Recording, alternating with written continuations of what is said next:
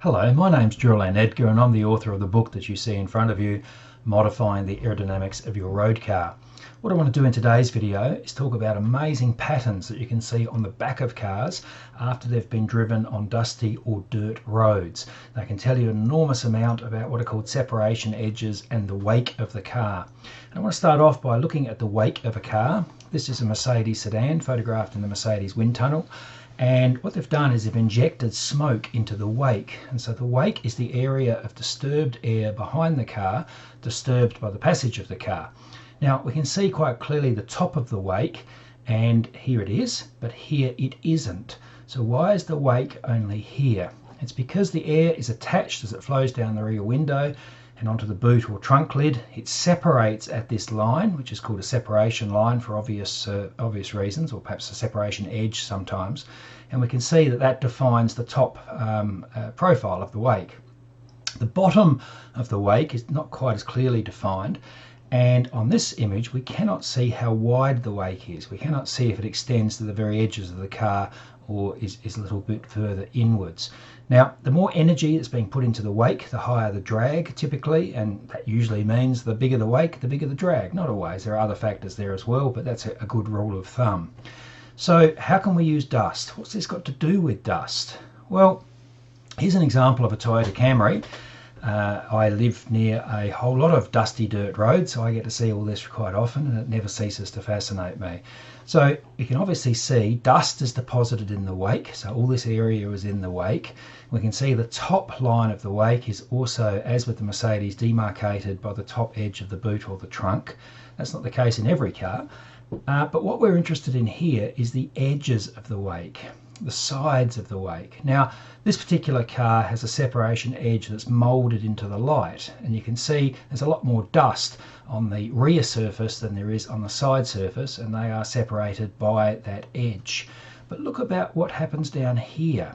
You can see there the dust is separating, or the airflow is separating, and therefore the dust is being deposited, and yet it doesn't line up with the separation edge. To put it another way, on this car the separation edge isn't in quite the right place down the lower part of the light.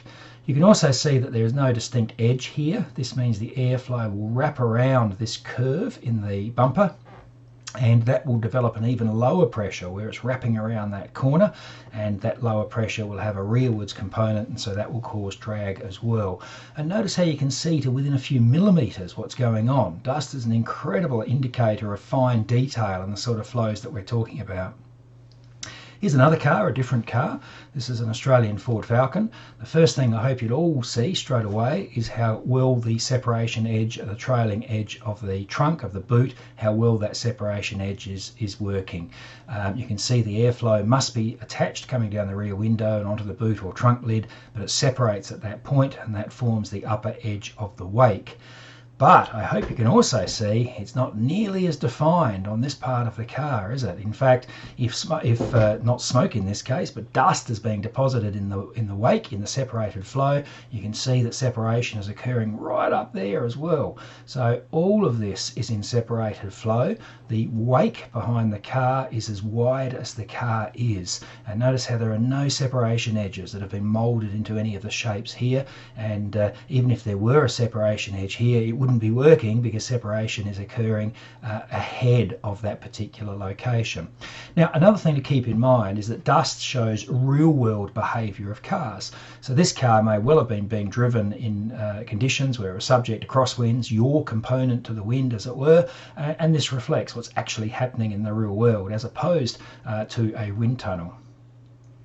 Here's another one which is really, really interesting. So if we start at the top, we can see that that little rear lip causes separation, a nice clean separation edge as we would expect. And you can also see separation is occurring there. If you look closely, you can see that line of dust, but there's no edge there. And you can also see if we follow it down, it kind of goes like that across the light. Now, I think the designers expected this to be the separation edge, but as you can see on this car, there's plenty of separated flow occurring before that, partly because of this lip on the guard, partly because of the exposed open spoke wheels, but there's quite a lot of dust deposition occurring there. So the separation edge, if that's in fact what it is intended to be, is not working particularly well at all. And a reminder of what I said a moment ago, these are real world conditions, not just wind tunnel conditions. Wind tunnels have typically a lot less turbulence than occurs in natural atmospheric flows, and most wind tunnel testing is done with 0 degree of yaw, in other words facing straight into the wind. A study Nissan did a few years ago in America indicated that the majority of the time cars are experiencing yawed wind conditions, which is what you'd expect.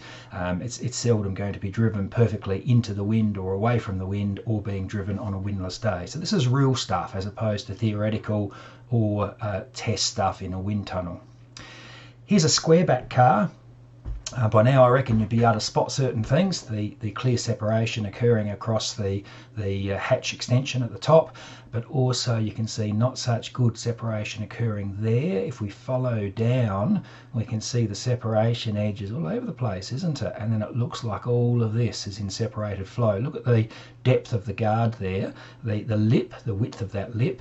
As you go towards the rear of the car, what is called the boundary layer gets thicker and separation occurs more easily. So even if you had a similar lip on the front, it's not going to have anywhere near as much impact as it is towards the rear. So no clear separation lines have been made by the manufacturer. Drag would be higher, the wake effectively is wider. Here's a different one though, and one that's much better. So again, it's a wagon type of vehicle, but you can see a separation edge has been moulded into the tail light that goes all the way down to here. That edge goes to there. Down here they haven't bothered. I think they realised it was going to be in fairly separated flow anyway, behind the wheel, behind the mud flap and so on. But certainly the top 3/4 or 2/3 of the car's got an excellent clear separation edge, and of course that also exists across the top. And you can see again the dust has been nicely deposited within the wake that has been formed. Here's a car that's a bit different. Toyota Prius. All the Prius models have had very low drag coefficients, and we can see in part why that is the case. So the hatch extension, beautiful clear separation edge, as you can see by the demarcation is so abrupt between dust being deposited and not being deposited, and you can see it continues over there.